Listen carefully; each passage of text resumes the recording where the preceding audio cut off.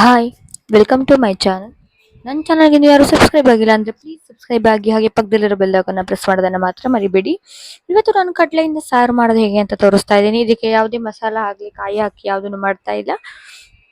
ಇದಕ್ಕೆ ನಾನು ಮೊದಲನೇದಾಗಿ 1 ಕಪ್ ಆಗುವಷ್ಟು ಕಪ್ಪು ಕಡಲೆ ಬರುತ್ತಲ್ವ, ಅದನ್ನು ನಾನು ರಾತ್ರಿ ಪೂರ ನೆನೆಸಿಟ್ಕೊಂಡಿದ್ದೀನಿ.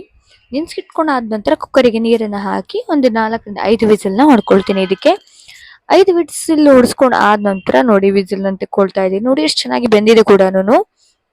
ಇದನ್ನ ನಾನು ಸ್ವಲ್ಪ ಮಿಕ್ಸಿ ಜಾರಿಗೆ ಹಾಕಿ ರುಬ್ಕೊಳ್ತೀನಿ. ಒಂದು ಸ್ವಲ್ಪನ ಕಾಳನ್ನ ಹಾಗೆ ಇಟ್ಕೊಳ್ತೀನಿ. ಸ್ವಲ್ಪ ಬಾಯಿಗೆ ಕಾಳು ಸಿಕ್ಲಿ ಅಂತ ಹೇಳಿ ಸ್ವಲ್ಪ ತರ ರುಬ್ಕೊಳ್ತಾ ಇದ್ದೀನಿ. ಈಗ ಒಂದು ಪಾತ್ರೆನ ಇಟ್ಕೊಳ್ತಾ ಇದ್ದೀನಿ. ಪಾತ್ರೆಗೆ ಒಂದು 2 ಸ್ಪೂನ್ ಆಗುವಷ್ಟು ಎಣ್ಣೆನ ಹಾಕ್ಕೊಳ್ತಾ ಇದ್ದೀನಿ. ಎಣ್ಣೆ ಚೆನ್ನಾಗಿ ಕಾದ ನಂತರ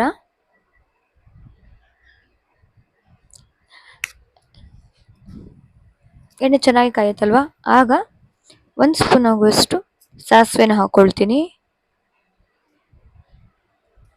ನನ್ನ ಚಾನಲ್ನ ಇನ್ನು ಯಾರಾದರೂ ಹೊಸಬರು ನೋಡ್ತಾ ಇದ್ರೆ ಪ್ಲೀಸ್ ನನ್ನ ಚಾನಲ್ನ ಲೈಕ್ ಮಾಡಿ, ಶೇರ್ ಮಾಡಿ, ಕಮೆಂಟ್ ಮಾಡಿ, ಹಾಗೆ ಸಬ್ಸ್ಕ್ರೈಬ್ ಆಗೋದನ್ನು ಮಾತ್ರ ಮರಿಬೇಡಿ. ಈಗ ನೋಡಿ 1 ಸ್ಪೂನ್ ಆಗುವಷ್ಟು ಸಾಸಿವೆ, 1 ಸ್ಪೂನ್ ಆಗುವಷ್ಟು ಉದ್ದಿನಬೇಳೆನ ಹಾಕ್ಕೊಂಡಿದ್ದೀನಿ. ಹಾಗೆ ಅರ್ಧ ಸ್ಪೂನ್ ಆಗುವಷ್ಟು ಜೀರಿಗೆನ ಕೂಡ ಹಾಕಿ ಚೆನ್ನಾಗಿ ಚಿಟಪಟಿಸ್ಕೊಳ್ತಾ ಇದ್ದೀನಿ. ಇದು ಚೆನ್ನಾಗಿ ಸಿಡಿಯೋದಕ್ಕೆ ಸ್ಟಾರ್ಟ್ ಆದ ನಂತರ ಇದಕ್ಕೆ 1-2 ಹಸಿಮೆಣಸನ್ನ ಹೆಚ್ಚಿ ಹಾಕ್ಕೊಂಡಿದ್ದೀನಿ. ಇದನ್ನು ಚೆನ್ನಾಗಿ ಫ್ರೈ ಮಾಡ್ಕೊಳ್ತೀನಿ. ಇದ್ರ ಜೊತೆಗೇನೆ ಸ್ವಲ್ಪ ಹೆಚ್ಚಿಟ್ಕೊಂಡಂತೆ ಈರುಳ್ಳಿ ಹಾಕ್ಕೊಳ್ತಾ ಇದ್ದೀನಿ. ಇದನ್ನು ಕೂಡ ಸ್ವಲ್ಪ ಕಲರ್ ಚೇಂಜ್ ಆಗೋ ತನಕ ಚೆನ್ನಾಗಿ ಫ್ರೈ ಮಾಡ್ಕೊಳ್ಬೇಕು. ಇದ್ರ ಜೊತೆಗೇನೆ ಕೂಡ ಬೆಳ್ಳುಳ್ಳಿನೂ ಕೂಡ ಜಜ್ಜಿ ಹಾಕ್ಕೊಳ್ಬೇಕು, ತುಂಬ ಚೆನ್ನಾಗಿ ಟೇಸ್ಟ್ ಕೊಡುತ್ತೆ. ಅದಾದ ನಂತರ ಹೆಚ್ಚಿಟ್ಕೊಂಡಿರುವಂತಹ ಟೊಮೆಟೊನು ಕೂಡ ಇದಕ್ಕೆ ಹಾಕ್ಕೊಳ್ತಾ ಇದ್ದೀನಿ. ತುಂಬ ಚೆನ್ನಾಗಿ ಟೇಸ್ಟ್ ಕೊಡುತ್ತೆ. ಈ ಥರ ಸಾರು ಮಾಡೋದ್ರಿಂದ ತುಂಬ ಈಸಿಯಾಗೂ ಇರುತ್ತೆ, ಅಂದರೆ ಡಿಫ್ರೆಂಟ್ ಆಗೂ ಇರುತ್ತೆ. ಇದರ ಕಟ್ ಸಾರು ಇದ್ದಿರೋ ಹಾಗೇನೆ ಈ ಥರ ಏನು ಚೆನ್ನಾಗಿ ಮಿಕ್ಸ್ ಮಾಡ್ಕೊಳ್ಬೇಕು. ಟೊಮೆಟೊ ಕೂಡ ಸ್ವಲ್ಪ ಸಾಫ್ಟ್ ಆಗೋ ತನಕ ಇದನ್ನು ಚೆನ್ನಾಗಿ ಬೇಯಿಸ್ಕೊಳ್ಬೇಕು. ಸಾಫ್ಟ್ ಆದಮೇಲೆ ಮುಂದೆ ಇದು ಮಾಡೋದು ಹೇಗೆ ಅಂತ ಹೇಳೋದು. ಇದನ್ನು ಫಸ್ಟು ನಾನು ಚೆನ್ನಾಗಿ ಫ್ರೈ ಮಾಡ್ಕೊಳ್ತಾ ಇದ್ದೀನಿ. ಇದನ್ನು ಚೆನ್ನಾಗಿ ಫ್ರೈ ಮಾಡ್ಕೊಂಡಾದ ನಂತರ ಈಗ ನಾನು ಕಡಲೆನ ಒಂದು ಮಿಕ್ಸಿ ಜಾರ್ನಲ್ಲಿ ರುಬ್ಬಿಟ್ಕೊಂಡಿದ್ನಲ್ವ, ಅದನ್ನು ಇದಕ್ಕೆ ಹಾಕಿ ಸ್ವಲ್ಪ ಫ್ರೈ ಮಾಡ್ಕೊಳ್ತೀನಿ.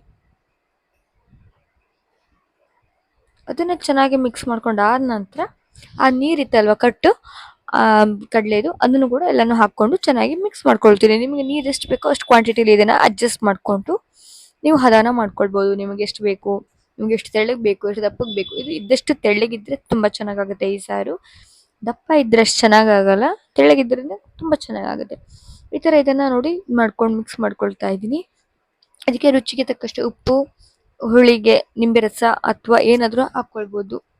ಹಾಕಿ ಚೆನ್ನಾಗಿ ಮಿಕ್ಸ್ ಮಾಡಿ ಇದನ್ನು ಒಂದು ಕುದಿ ಬರೋ ತನಕ ಚೆನ್ನಾಗಿ ಕುದಿಸ್ಕೊಳ್ಬೇಕು. ಒಂದು ಕುದಿ ಅಥವಾ ಒಂದು 5 ನಿಮಿಷ ಮೀಡಿಯಂ ಫ್ಲೇಮಲ್ಲಿಟ್ಟು ಕುದಿಸ್ಕೊಂಡ್ರೆ ರೆಡಿ ಆಗುತ್ತೆ ಸಾರು. ಇದಕ್ಕೆ ನಾನು ನೋಡಿ ಈಗ ಕುದಿಯೋದಕ್ಕೆ ಇಟ್ಟಿದ್ದೀನಿ. ಇದೀಗ ನೋಡಿ ಚೆನ್ನಾಗಿ ಕುದಿಯೋದಕ್ಕೆ ಸ್ಟಾರ್ಟ್ ಆಗಿದೆ. ಮಧ್ಯದಲ್ಲಿ ಬಬಲ್ಸ್ ಕೂಡ ನೋಡಿ ಎಷ್ಟು ಚೆನ್ನಾಗಿ ಬರುತ್ತಾ ಇದೆ. ಈ ಥರ ಮಧ್ಯದಲ್ಲಿ ಬಬಲ್ಸ್ ಥರ ಈ ಥರ ಬಂದರೆ ಎಲ್ಲ ಕೂಡ ಸರಿಯಾಗಿದೆ ಅಂತ ಹೇಳ್ತಾರೆ, ಬಟ್ ಗೊತ್ತಿಲ್ಲ ನನಗೆ ಅದು. ನೋಡಿ ಎಷ್ಟು ಚೆನ್ನಾಗಿ ಕುದಿಯೋದಕ್ಕೆ ಸ್ಟಾರ್ಟ್ ಆಗಿದೆ. ಈಗ ಕಪ್ಪು ಕಡಲೆ ಸಾರು ಅಥವಾ ಕಟ್ ಸಾರು ರೆಡಿ ಆಗಿದೆ. ನಿಮ್ಗೆ ಇಷ್ಟ ಆಗಿದೆ ಅಂದ್ಕೊಳ್ತೀನಿ. ಹೆಚ್ಚಿಟ್ಕೊಂಡು ಸ್ವಲ್ಪ ಹಾಕಿ ಚೆನ್ನಾಗಿ ಮಿಕ್ಸ್ ಮಾಡ್ಕೊಳ್ತಾ ಇದ್ದೀನಿ. Thank you. Please watch my channel.